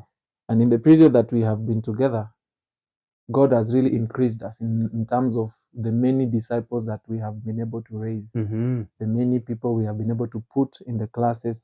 Right now we have over 25 classes all over the country. Oh, that's good. We started with one, but out of that one, we have tutors there who are teaching in all those different classes. We have a class in juniorate. We have two classes in juniorate. We have two classes in Langas. We have 6 classes that happen in our church on different days over the month. Yes. We have a class in Kericho. We have 2 classes in Sotik. We have 1 class in Nyamira. We have a class in West Pokot, Chepareria. We have a class in East Pokot, a place called Ginyang, on the way to Temolingot. We have a class in Imaradaima in Nairobi. We have a class 2 classes in Soi. We have a class in Nandi Hills. A new class is starting in Nakuru. God is continuing to raise more disciples. Amen. So we have really seen God's increase in that sense. And everybody in our fellowship is in the classroom. Nobody in our church, everybody in our church can preach. Ah, that's good. Everybody, no, even kids. You can give them a session and they will teach you. So that is how God brought me to the ministry. And God's grace has been abounding to me ever since. So whenever I see these challenges coming, like the one I've talked about, the constant, I know it is because of Christ. It is because I've chosen to preach the gospel of Christ. Because I'm a preacher. I'm a teacher of the message of grace. I'm a teacher of the message of Christ. I emphasize on the fact that Jesus paid it all. There's nothing you can add to him. Everything we do today, it is because we are responding to his love. So that is what I preach. That is what we teach as a fellowship. That is what we believe, and that is what we stand in. That is what we stand for. So that is how Bozvel became a pastor. Oh, yeah, amazing. Yeah. You've brought out the importance of having the voice of a spouse, the voice of somebody who loves you, who is not your mother. Because, in the journey of life, you have to transit. You have to transit. And right now, God is setting you up for the next stage. There's we are living in a time when some people are just comfortable, but now you're now looking into getting into family. So what has informed that kind of decision? As you interact with the word guides you. Yes. Because God's word is the final authority of our lives. We may hear counselors, we may hear our pastors, we may go to counseling, we may hear the world, but God's word is the final authority. Yes, it is. And looking at my life and how I have grown, I realized where I'm going, I need a helpmate. There are things I can't do on my own. Like you said, I realized that there's a past that is holding on to me. Yes. That if I do not find the necessary help, it will shape the way I do life. And the advice I've even gotten from the elders that I have, they're like, you're a pastor now. Yes. Sometimes people will not even take you seriously because you have not had the responsibility of running a household. Yeah. So those are the things that inspired my need for settling down and starting a family. Though I can't say that I need to get married, for me, it's I want to get married. It reached a place and I was like, I am mature for this. I'm ready for this. We have courted for 4 years. So it reached a place and I was like, you know what? It's time for us to settle down. It's time for us to have some sense of purpose and direction.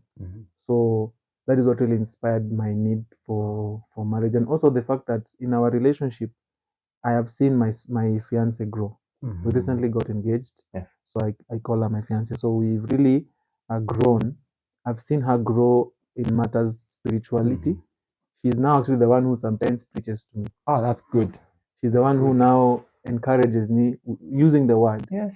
She ilifika mahali, she used to post memes, memes, these funny statements. Yes. She reached a place she stopped doing that. She approaches matters in the light of the word, and that really became like a green flag for me. And I was like, I'm ready to go for this. Yes. Not even just because of her, but because of myself, because I realized I'm in a space where I've been doing life on my own. I've been fighting on my own, building on my own, but it has reached a time where, due to the position I hold in the society and the person I am, I need a helpmate, somebody to keep me accountable, somebody to keep me responsible, and most importantly, somebody to help me to fulfill God's purpose in my generation. Yeah. Silence the noise in my mind, Lord. And open the eyes of my heart. I want to see you. I want to see you. This is my prayer. Silence the noise in my mind, Lord, and open the eyes of my heart. Teach me to see you. Help me to know you.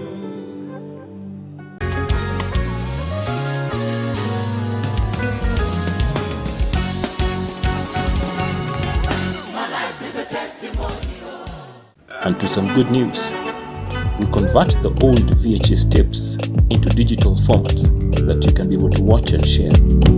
Call us on 0723 340 413.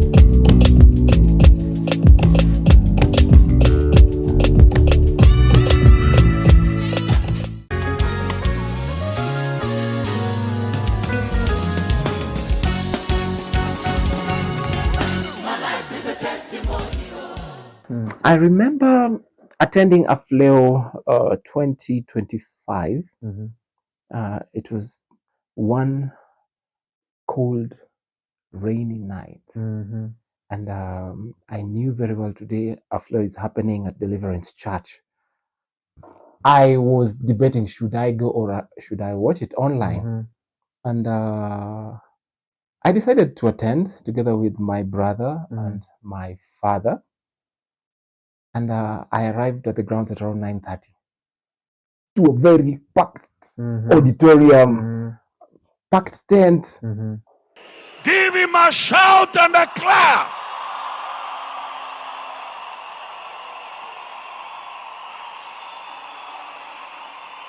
Hallelujah. Rabakasatalaba. I now take this greatest honor and the privilege, open up and declare a Fleo 2025 officially open. Woo! Come on, come on, come on, come on. Appreciate the Lord, appreciate the Lord. Hallelujah. So I settled in. We waited because my dad is a pastor, so we had to wait to be shown where to sit. So we went in, sat, and then the program was picking up.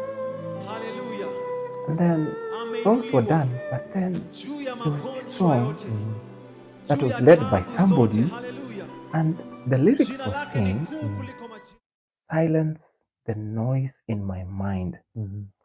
That just stopped everything for me. I'm like, I mean, what am I hearing? And I didn't want that song to end because it really ministered to me. Silence the noise in my mind, Lord,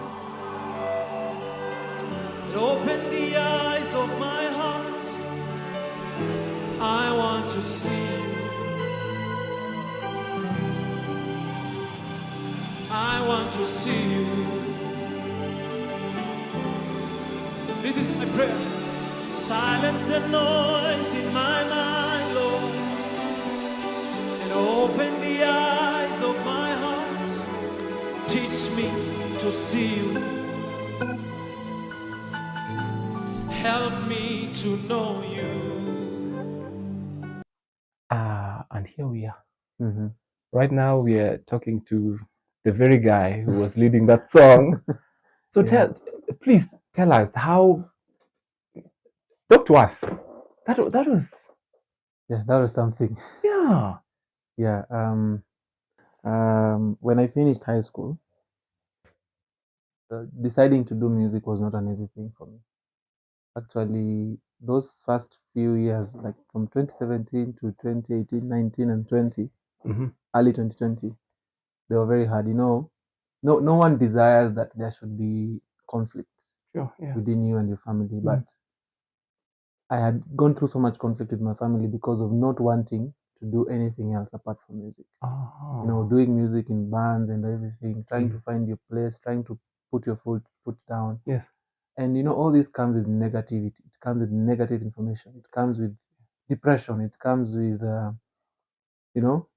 lot of emotional pain that shape your heart. And in fact, when you're learning in the Bible school, you are told that whatever you're allowed to go into your heart will shape your heart in a manner that even when the word of God comes, it cannot be implanted in you. Correct, yeah. So having gone through all that, and then in 2020, I decided to move out of my mom's home, and I didn't move out in because we were on good terms.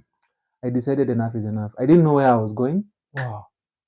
2 years earlier, I had started. Now that I knew I'm on my own, I knew my family is not going to pay for my school fees to go and study. And I remember even when I finished high school, I had arrears. I had lost a few books in school, so they said, "Hapo utajisort." They didn't even say, "Tafuta nusu, tafute nusu." So I had to work with my money and pay for the books so that I can get my certificates and my clearance, whatever. Yes. So I was literally left out on my own. I don't want to say neglected, but I was left to fend for myself. Fend for yourself, yeah. So I started doing what I started. But I did a number of jobs. I did sales. I did merchandise. I went to count merchandise when the old Uchumi was there before they closed down. Oh, I went yes. to count merchandise. I did sale of utensils. I used to travel from here to Cabernet to sell these thermal flasks and everything. Yes. I have sold lights. I've done all those jobs. But every time I did those jobs, I never found fulfillment because I was never called. I was never given that as my source of, way of getting wealth and building myself. So imagine all the negative information that comes with that. That your family chose not to support you. That Julikataa kufanya any other course, you're on your own. That can get to your point where you start seeing yourself as a victim. Sure, yeah. You start to see yourself as not enough, as like your family is not proud of you. So we used to have regular conflicts or occasional conflicts with my mom. Like it reached a point where if I wouldn't do what she wants, if I wouldn't be available to help her, because now we're in the same city, wakati uko in the same city, mzazi anajonga anaweza kutafuta anytime. Whenever I would not be available for that, she would see it as I'm not dependable. So angesema tu wewe upatikanangi, you're always busy with your things, and that would cut me deep because it's not that I don't want, it's just that I have my own life to live. Yes, you do. I have to build myself and do all that. So during one of the rehearsals, and I remember for the last, now it's been 9 years. Next year it will be 10 years since I finished high school.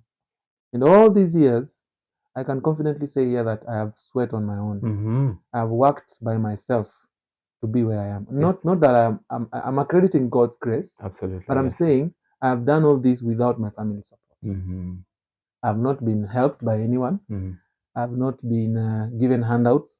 I've had to put my hands down and roll my sleeves and work.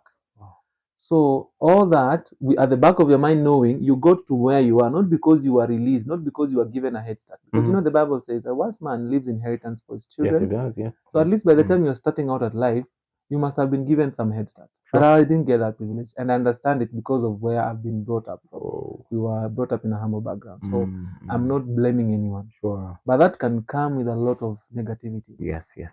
And I want to thank God because of my pastor. When I met him in 2018, just after the conference we had, he asked me, why are you not in school? Because now it had been 2 years since high school. I told him, my family said this, da, da, da. He told me, you know what? You're not your identity does not come from what your parents did or did not do for you. Your identity comes from Christ. And he started preaching to me the gospel. I remember hearing those things. They were too much. There was too much information. His wife told him, no, at this point you have to stop. He may not comprehend everything. So they invited me for lunch hour services. So I used to walk from my home in Mwanzo. I come to town, attend the lunch hour service, then go back home. And at that time, he had a keyboard player in church who was actually employed. His home was in Meru.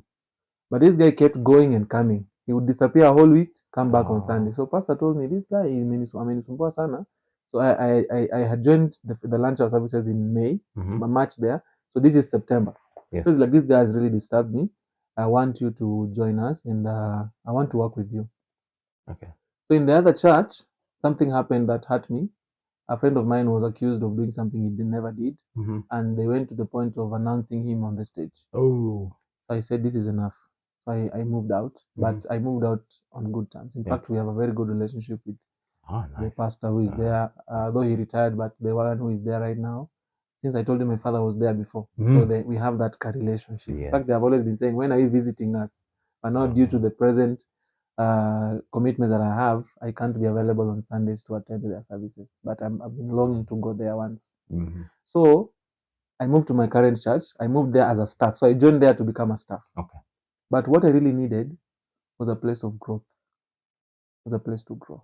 In fact, if there is a person that has really shaped my adulthood and helped me to be the man I am today, is my pastor. His name is Githurai. And Dad, if you ever go to watch this video, know that I'm so honored to have served under you and to keep serving under you. You have made me who I am today. You have brought out the man that was in the boy, pale nyuma. So now, with all this negative information, knowing that you're on your own, your family is not there and everything, it can come with a lot of negativity. So during one of the rehearsals, this song was actually not in the playlist. It was not in the original playlist. So during one of the rehearsals, we were having a rehearsal for the song leaders in the band. So I was doing set one. We were worshiping. I don't know if there's a song I was doing. Then this song just came. Actually, in Afleo, it's funny because whenever we have rehearsals, you will find that the songs we choose on the first day, we will not even do them on the event. There are songs that God will bring along as we continue the rehearsals. Because we always want ourselves to be open as much as we can for God to give us songs that He wants us to do. Not just songs because they are popular or because they had an effect on people in that recording. Now they'll have the same effect. No. God has a sound for every gathering of people. So I remember during that day, I just did the song normally, and after we did it, then the music director said, this song must be in the playlist. And that's how the song ended up in the playlist. So even when I did it, I didn't expect that it would have as much effect as it did. But this song actually was birthed out of the idea that there's so much noise going on in our minds. As we grow up as young people, we face so much. We go through a lot of pain, and especially my generation.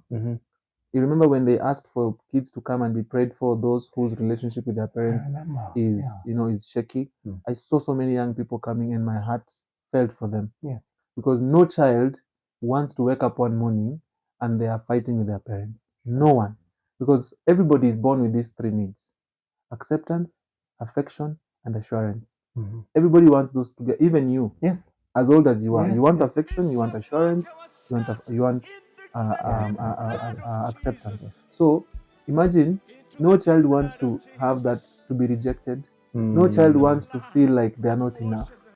And I had felt that. I had gone through that, being reminded that, you failed, you umeniaibisha, wewe ulikataa kusoma, that constant negative information, it does something to you. It does, yeah. And now over this course of 6 years, my pastor has been teaching us on the firm foundations of Christ, teaching us about our identity in Christ. He has emphasized on the finished work of the cross, and the fact that our identity does not come from our behavior. Our identity does not come from whether you went to school or not. Our identity does not come from what you have or you don't have. Our identity comes from with whom we have been identified, and that is Jesus Christ.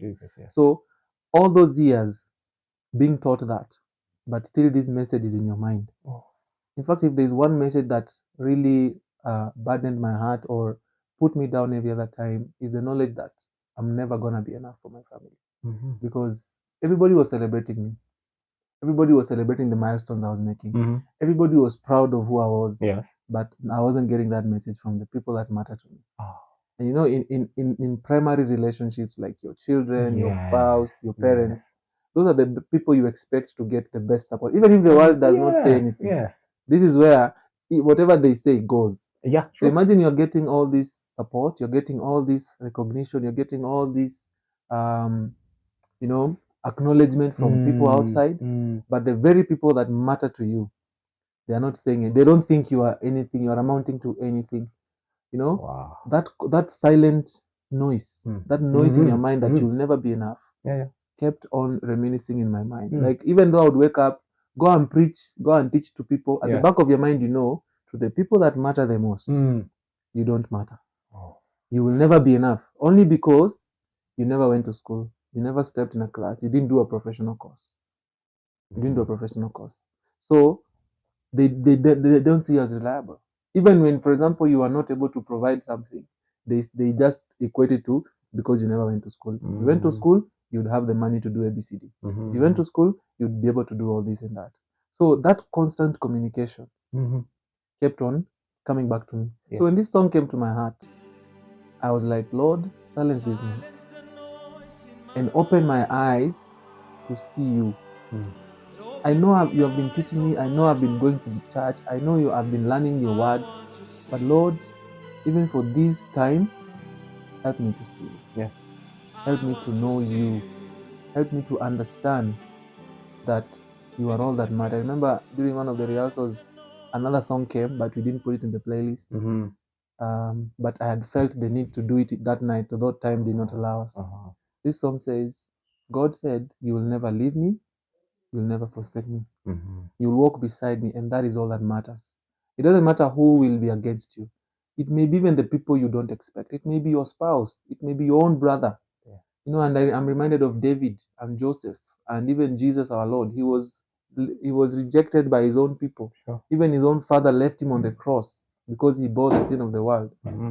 But at the end, the Father was with him. David even said, even though my mother and my father forsake me, yes, the Lord will take care of me. And indeed, he did take care of him. Yes. Joseph was sold by his brothers, but the Lord was with him from the day he was sold to the day he actually came to serve them with food. So I was like, Lord, teach me to know. Because one thing I've learned is, as I've gone through life, is that the world does not need permission to communicate negative information to you. Oh my, wow. Yeah. The world needs no permission. And therefore, as a believer, if you do not build yourself in Christ, if you do not constantly hear the voice of God, if you do not constantly seek to hear Him, the world will supersede or will overpower the voice of God. And remember, God is not a ruler. God is a Father. The Holy Spirit does not control us. He leads us. Therefore, it is us who choose whom we will hear. Yes. So the world is constantly, for example, you walk out here, everybody is saying economy ni mbaya. Everybody is saying, life is hard.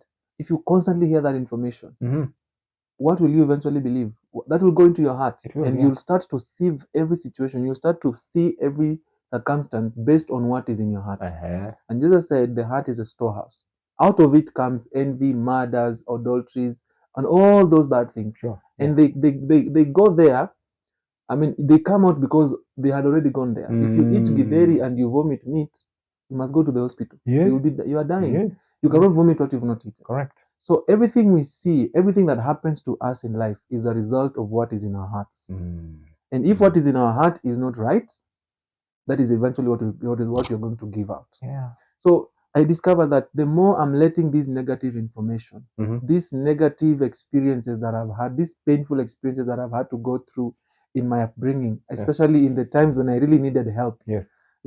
At this stage of my life, I can say all the help I would have needed to become stable, that time has gone. Not that I don't need help right now, but those days, those years of your making, between age 18 and 25, those are the years when you really need friends, you need mentorship, you need people to be ahead of you to show you this is how you build your foundation, this is how you lay the foundation. These are between the age of 20 and 30, we are told, is the age of looking for knowledge, building connections.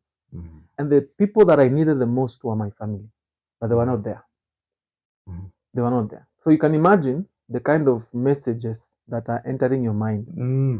You know, the devil is ameunda base of operation in your head. Kabisa, yes, That, you know, you're not enough, you're alone, you don't count, you know, because you didn't go to school, you'll never amount to anything. And therefore I was like, Lord, please silence this noise in my mind. And open my eyes to see you. Open my eyes to know you. And little did I know that that was the cry of many young people. So many. I met people during the Light Up conference the other week, and many of them told me, you minister to us. That song ministered to us because some of us are even battling with suicidal thoughts. Some of us are battling with depression. Some of us have sicknesses. Some of us are battling with relationships with our parents. Yes. We have strained relationship with our parents, and there's this constant negative information. Some of us are struggling with sin, and the devil is constantly condemning us, telling us how God has left us, telling us that because we are going through these problems, God has left us. But that song is a prayer that, Lord, silence that noise. Silence the noise in my mind and teach me to see you. Because sometimes knowing God it doesn't happen automatically. It's a process. It's a process, yes. It's a process of learning. You see the way relationships, you sit with someone and then you learn their likes and their dislikes. Yes, You learn how to hear them. You learn how to not do the things that they don't like. You learn that if I do this, they like it. You know, for example, your spouse may like being massaged. But another one may not like that. Your spouse may like being tickled, but another one may not like that. So it's about learning. So learning to hear the voice of God is not an event. It's a journey. It's a journey of learning to hear his voice. The way sheep spend time with their shepherd until they learn to hear his voice. Personally, I have a cat. My cat cannot respond to anyone else except me. Okay. If she's outside playing and anyone else calls her, she won't come. But even if I just pass by where she is, she'll start following me. Because I am her kind of her shepherd or her father. So she has learned that relationship. She will follow me even when I'm leaving the house and we are together. She'll follow me to the shops and come back. But if anybody else passes by, she won't. And how did that happen? It didn't happen on the first day. When I adopted her, she was even afraid of me. She wanted to run away. Yeah, sure. But the more we got to know one another, the more I knew her, the more she knew me. Even myself, I can know when she's sick. By the way she's meowing, I can tell Hapa either she wants to go to use the restroom or she wants to go to for Haja or whatever. So learning to hear the voice of God is a journey that myself have been going through. And I realized that if I do not confront the things that have shaped my heart, those things will confront my future. Those things will affect the future relationships I have. Personally, I am going to get married soon. And I realized that the things I've gone through are affecting my relationship. Sometimes we have an issue and I treat it as though she's behaving like where I'm coming from. And I realize it's unfair. I cannot expect my spouse to behave. I cannot put demands on her for the things that I was denied when I was growing up. So I realized that I have to confront the things that have shaped my heart. And that can only happen if I know the Lord. Amen. And not just knowing him, like believing in him and getting saved, but actually cultivating a relationship where you constantly hear his voice more than you hear the voice of the world. Where you hear his voice more than you hear the voice of your circumstances. Where you hear his voice more than you hear the voice of your enemies, more than you hear even the voice of your pastor. That your pastor does not supersede the voice of God. That you hear God's voice more than you hear the voice of your parent. That you hear God's voice more than you hear even the voice of your spouse. That you hear God for yourself. So that's where the song came from. That, Lord, silence the noise in my mind. There's been a lot of noise that muzzles, your voice. Help me to know you. Teach me to see you. Help us to understand you. Religion has brought us up in a way that we have to go to some people to get God. But God, remove that. Help us to know you individually. Help us to know you personally. Help us to have an experience with you such that we will not need people. We will not need the approval of other people to even make the slightest decisions of our life, even the heaviest decisions. Let us learn to hear you. One of the things our Bible school teacher told us is that there's a man who went to him and asked him to give him advice on an investment he wanted to make over $1 million. And this guy was like, Pastor, what should I do? And then this pastor told him, ask God. why should God tell me what you need to do with your money? Sure. Yes. You should ask him, Yes. because God will never be wrong. Mhm. You ukiniuliza, I may fail you, and then tomorrow you'll come and say, I misled you. Correct. Yes. So you should have a relationship with God. Many Christians have this problem of immaturity. They Mhm. want to relate to God based on another person. Have you ever heard somebody say, Mm. the God that my man of God worships, Mm. the God of this Yes. church? Yes. Yes. So why don't you have your own God? Why don't you say my God My instead God. of the God of Zemira, Absolutely. or the God that Yes. Zemira worships, Yes. or the God that Pastor so and so worships? Yes. No, you also can have that experience. Mm-hmm. Because if you don't do that, a time is coming when the foundation you have laid will be put to the test. Oh yes. And if you build your faith or your foundation in the faith of so and so, Mm-hmm. the foundation will be shaken and it will fall. Yeah, it will. Everything you've built on it will come crumbling down. Yes, And I'm yes. telling you, in the space and the phase I am in right now, I'm telling you, the foundations I've been building for the last 6 years Mm-hmm. are being put to the test. Wow. There are things I wouldn't mention on this podcast Mhm. or on this Yes. recording, but right now I am very sure that the foundation I have laid for the first 6 years is being put to the test. Today is now is the time I will know whether everything I believed Mm-hmm. is actually authentic. Yes. Yeah. And I thank God for this space, because one day I will testify about it. Amen. Yeah, maybe not today, Mhm. but maybe one day in the future we will be here again Yes. to testify of what the Lord has done. Absolutely. But Yes. one thing I have learned is that to build your faith in Jesus, to have Jesus as your foundation, and not just a matter of saying, of professing, but of actually possessing, to have him as your foundation is the most important thing. Because everybody will leave. God will let people that you put your trust in to depart from you. Whoa. You will be left in a wilderness. I would say right now I'm in my wilderness stage, where you have we have no one to look on to, where it has been settled in your heart that you will never succeed because you have put your trust in man, but instead it's because you have put your trust in God. Yes. Yes. Yeah.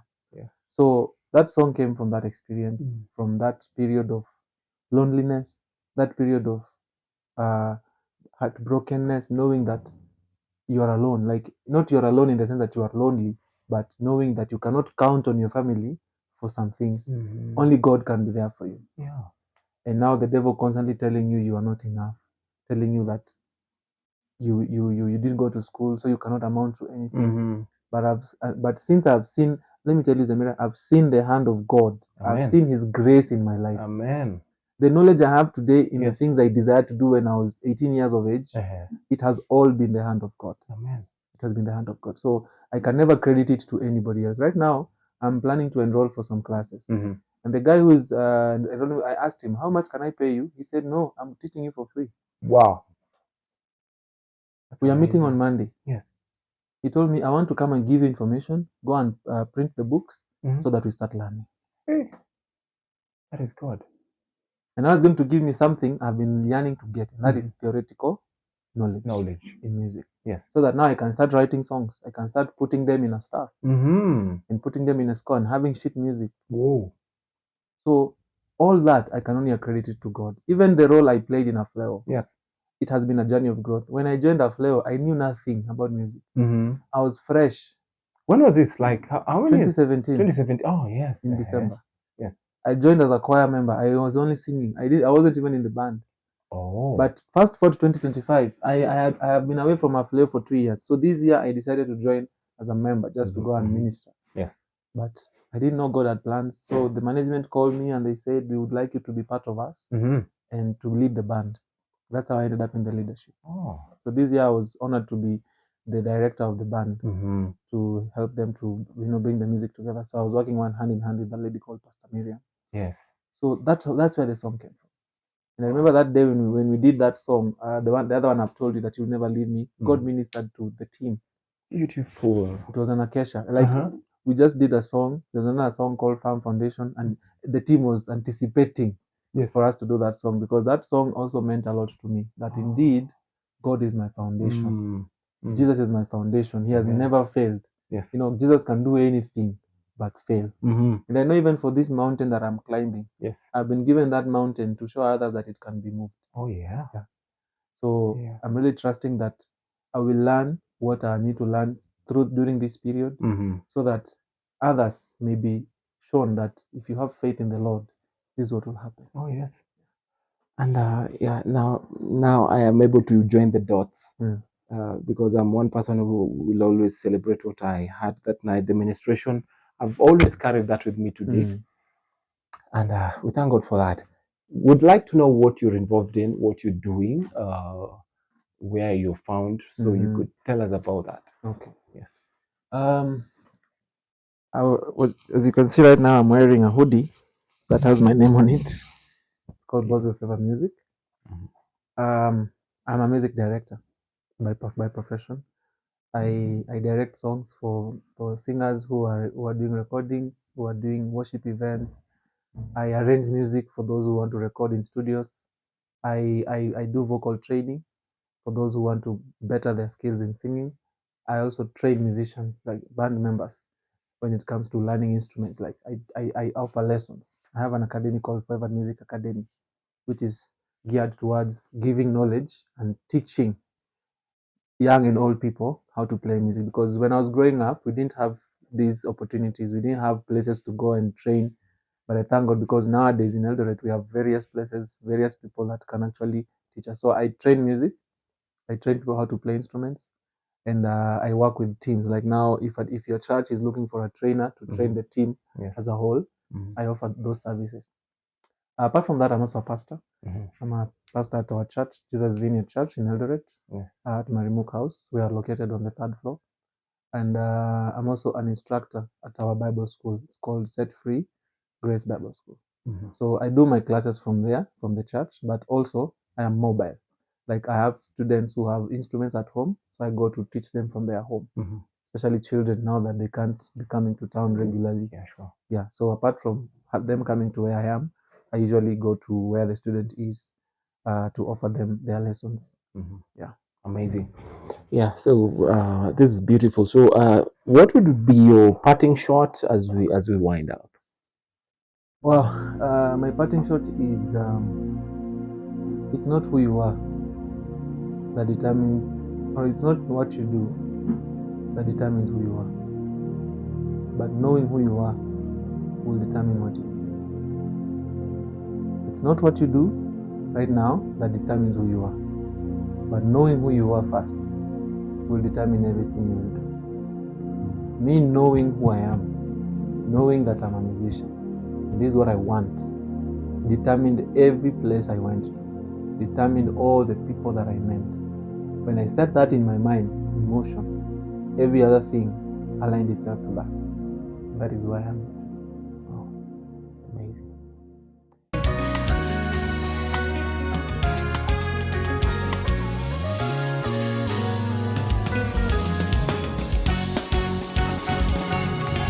My life is a testimony.